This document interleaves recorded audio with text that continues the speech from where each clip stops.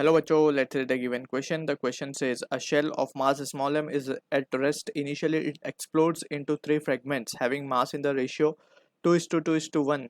If the fragments having equal mass fly off along mutually perpendicular direction with speed v, the speed of third lighter fragment is option 1 v, option 2 2 root 2 v, option 3 root 2 v, option 4 3 root 2 v.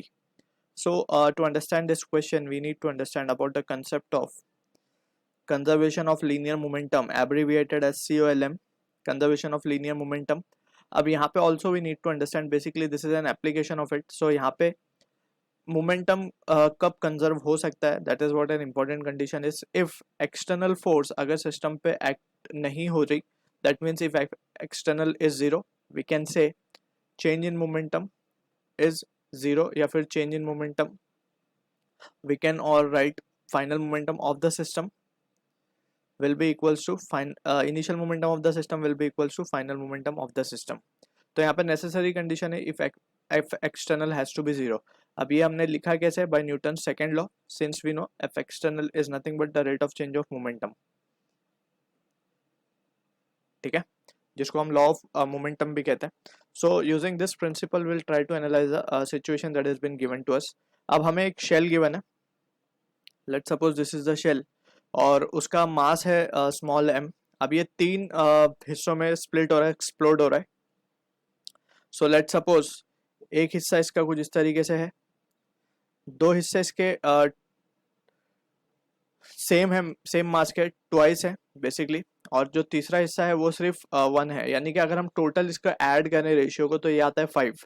यानी कि जो smaller section है, थोड़ा सा इसको और symmetrical बनाने की कोशिश करते हैं.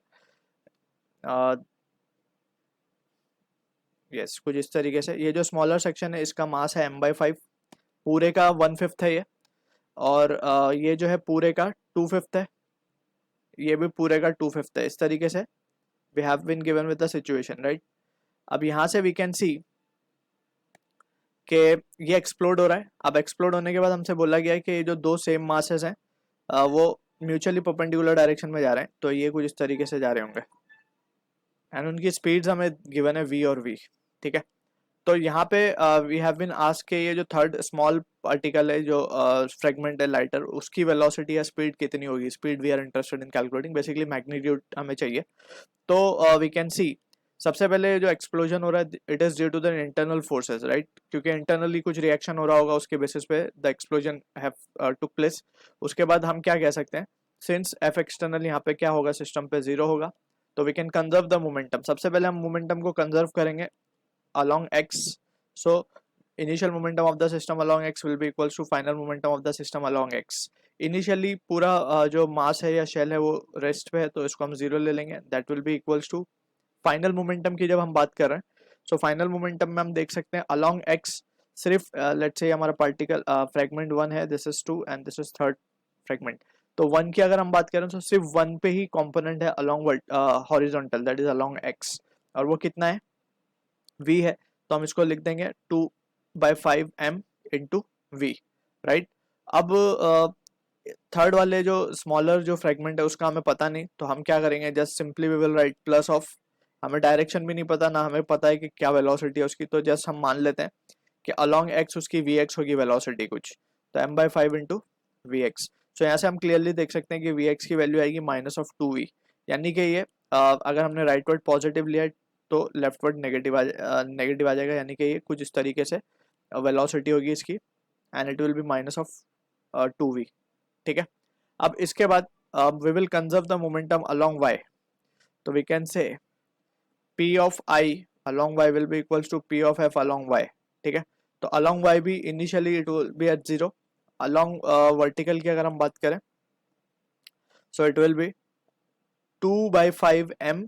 v है ऊपर भी, ऊपर वाले को हम पॉजिटिव ले लेते हैं, प्लस नीचे का पता नहीं हमें स्मॉलर फ्रेगमेंट के लिए, तो हम इस तरीके से डाल देंगे इसको. तो यहाँ से vy की value again it comes out to be -2v, right. Again इसका मतलब ये है कि वेलोसिटी नीचे की तरफ होगी, तो ये जस्ट हम 2v लिखाएंगे क्योंकि डायरेक्शन हमने शो कर दिया. अब यहाँ पे हम क्लियरली देख सकते हैं कि हमें पता है कि इनिशियली अगर मोमेंटम सिस्टम का 0 था तो फाइनल भी वो 0 ही होना चाहिए. तो फाइनल 0 होने के लिए ये जो ऊपर वाला है उसको नीचे काउंटर करने के लिए कोई चाहिए, एंड जो साइड वाला है उसको काउंटर करने के लिए लेफ्ट में कुछ वेलोसिटीज चाहिए, बट मास का डिफरेंस था, इसीलिए हम मोमेंटम को अगर ध्यान से देखें तो ऊपर की तरफ भी मोमेंटम जो है 2/5 m इंटू वी, नीचे की तरफ भी अब ये 2/5 m इंटू वी हो गया है, यानी कि कैंसल आउट हो रहे हैं अगर हम ध्यान से देखें तो। Just for the sake of understanding we are discussing, but anyhow we are proving it. So यहाँ पे ये देख सकते हैं हम वी एक्स वी वाई हमें मिल चुका है, अब हम इनका रिजल्टेंट आसानी से ले सकते हैं। तो वी ऑफ स्मॉलर सेगमेंट या फिर V3 हम लिख देते हैं will be equals to, just अगर हमें इसका इन टर्म्स ऑफ वेक्टर हम इसे लिखें तो इसको हम क्या लिख सकते हैं, minus of 2V_i minus of 2V_j, कुछ इस तरीके से लिखा जा सकता है। अब जैसे इसका मैग्नीट्यूड निकालना है तो हम क्या लिख देंगे, अंडर रूट ऑफ 2V का स्क्वायर प्लस 2V का स्क्वायर, एंड यहाँ पे it is with a negative sign. So anyhow negative तो वैसे भी स्क्वायर में पॉजिटिव ही हो जाएगा। सो यहाँ से जो रिजल्ट आएगा हमारे पास 4V² plus 4V², 8V², so it comes out to be 2√2V। So this is the answer to the question we are getting, जो कि मैच हो रहा है ऑप्शन 2 के साथ। I hope you understood the solution. All the best.